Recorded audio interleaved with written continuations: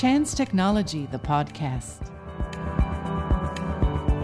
Hi everyone, welcome back. Today we continue with part 2 of our matching episode. And this is why next to me I have our ontology curator, Yahel. Hi everyone. Thank you for joining us again. In the last episode, we were saying that when it comes to skills matching, many details need to be considered. One category of information we didn't mention last time is that related to personal characteristics. For instance, information like name, age, nationality, gender, religion, civil status, appearance, etc. And I want to point out that we don't use this kind of data at all. When it comes to matching, what matters are the skills and other purely job-related characteristics we were talking about in the last episode. Personal characteristics are at best irrelevant and at worst insert bias into the matching process. True, Laura. Fighting discrimination in the hiring process is a very important matter that we haven't mentioned yet. And it's not just the potential candidates that benefit. Nowadays, businesses and the recruiting industry are placing increased emphasis on company branding to attract talent. At the same time, inclusive hiring strategies have become very important to the public. So, deploying bias-free matching in the hiring process puts hiring companies in a very favorable light. Good point. And when using AI technology, unbiased, explainable matching is not just a nice to have, it's going to be mandatory in Europe very soon with the upcoming AI Act, which means it'll also be mandatory for any company that operates and recruits globally. Yes, we had a post on this topic recently, discussing the European Union white paper on artificial intelligence, a European approach to excellence and trust. It is about using artificial intelligence in human resources. I will put the link to that post on our website, JANZZ.technology, and also in the description of this episode. We will be dedicating a podcast episode to this topic soon too. I'll stay tuned then. Excellent. And picking up where we left off last time, we were saying that we need to take care not to compare apples with oranges, right, Yahel? Exactly. Let's look at an example. Say we have a manager who is open-minded, communicative, strong in leadership, and good at solving problems. Without meaningful context for this person's role as a manager, we don't know which industry the potential candidate is in. Retail, construction, finance, clothing, it could be anything.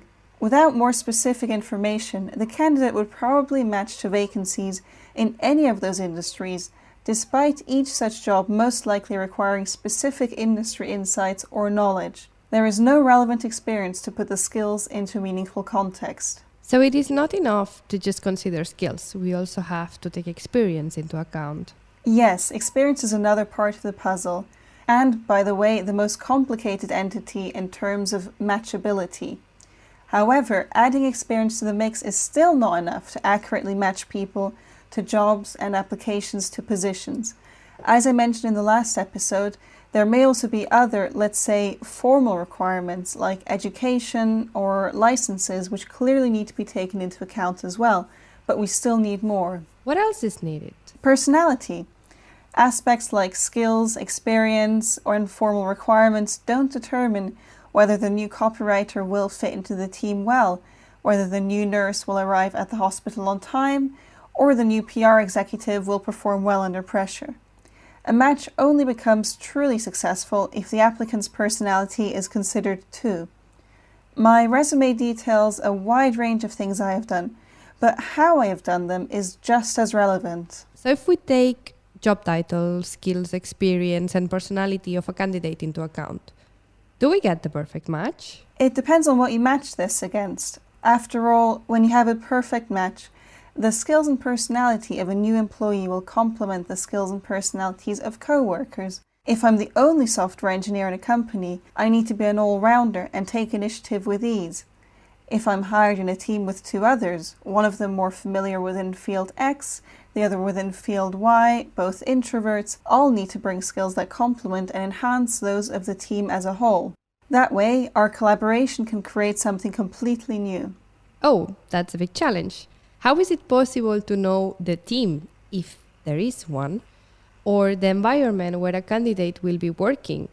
It is just not possible, right? Some clues may be found in the information contained in a job posting, but in general, this data isn't readily available. That's why matching software usually focuses on matching candidates and jobs without taking the team, the environment, etc. into consideration at all. This means you might get the perfect match for the role, but a very poor match for the team or company.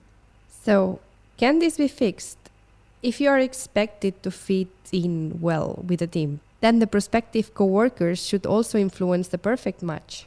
That's right, Laura. Ideally, the co-workers' profiles should be matched as well. And although this is perfectly feasible, there are surprisingly few matching solutions out there that actually incorporate this. But it's definitely an interesting approach. With explainable matching software, you could even reverse engineer this. You can create a profile for the team based on their tasks and responsibilities as a collective, then use the matching for a gap analysis. Once you see the missing skills, experience, and other aspects, you can determine what qualities you should be looking for in a new team member. That sounds awesome. So, what's the catch?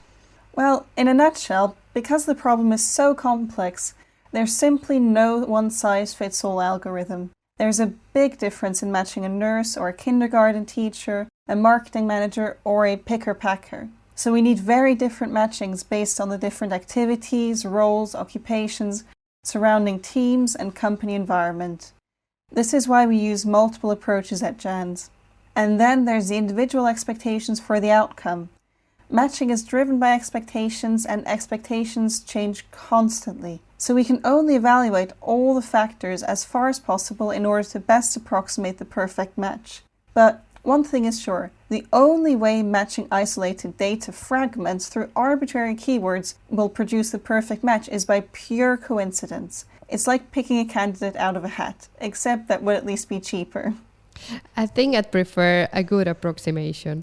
Then you should go with a matching engine that considers all these factors we've been talking about in an appropriate way.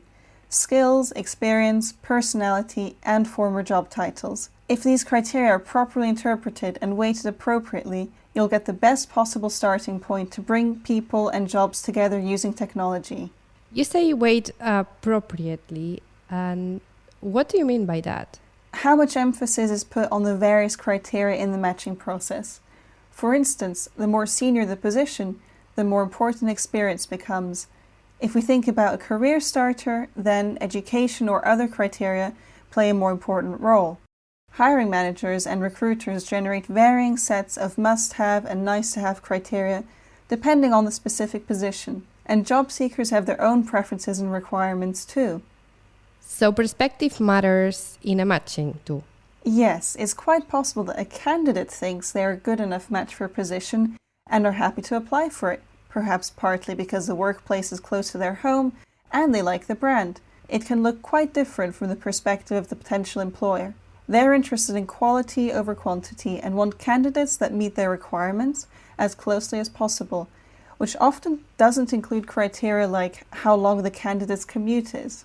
When we perform comparative matching tests for POCs or benchmarking, clients often look at conversion metrics like, did this candidate actually apply for this position? But even a candidate that, looking at the job-related data we discussed, could be a perfect match from the employer's perspective, may not apply because of personal preferences, company branding, the later steps of the recruiting process like automated interviews or in-depth assessments, etc. So this is more a question of behavioral analysis and, in a sense, market research on the entire recruiting process. Matching, as we view it, is just one part of this. Do you think possibly by extending the scope of the matching that this technology will replace recruiters anytime soon? I imagine it'll be another few decades before these kinds of algorithms can identify the perfect hire on their own and truly replace the human element in the recruiting process. But I'm not sure that should even be the goal. Sure, you can reduce bias significantly if you go about it the right way, and machines tend to be faster and cheaper than humans. But do we really want machines to make hiring decisions for us? Decisions that affect people's lives to this extent? As far as we're concerned here at JANZZ, our technology isn't about getting rid of humans. It's about getting rid of mistakes. We simply want to enable more efficient, unbiased processes that help recruiters and hiring managers to make better decisions and people get the jobs that fit them best. No more and no less. Thank you so much, Yahel. This ethical aspect is another super interesting topic in itself. We will be talking about that in an upcoming episode this season. You're welcome. Thank you for listening and be sure to tune in for the next episode of our podcast. Goodbye.